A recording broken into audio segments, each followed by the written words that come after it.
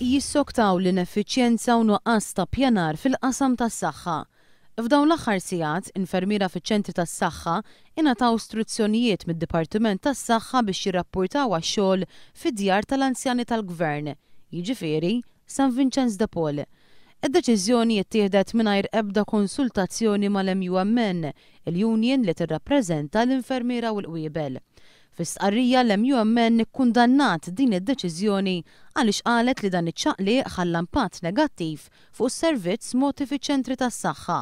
Il-Gvern sar iserraħ fuq da soluzzjonijiet u jserraħ fuq l-infermier mingħajr ma jara il-problemi fit-tul kif se jsolvew ruhom. Bil-konsegwenza l-infermier dejjem u anke l-marit dejjem qed ibati. Il-pazjenti baqgħu fil-kuruturi kif kulħadd jaf u l-Gvern ma jagħmel xejn biex isolvi il-pjaga.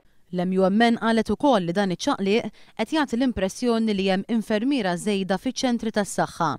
Jirriżulta li din id-deċiżjoni ttieħdet bitħejjija għal ftuħ ta' xi swali ġodda fl-isptar Caring Grek.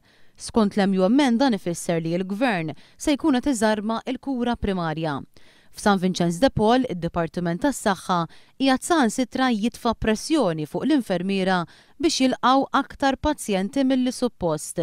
Qed jitfa' pressjoni wkoll biex l-infermiera iżommu l-pazjenti morda minflok ma jibgħatuhom l-Isptar Mater Dei. L-MUMN temmet tgħid li dan jixgħet il-paniku li jinsab fih il-Ministeru tas-Saħħa u n-nuqqas ta' viżjoni tiegħu.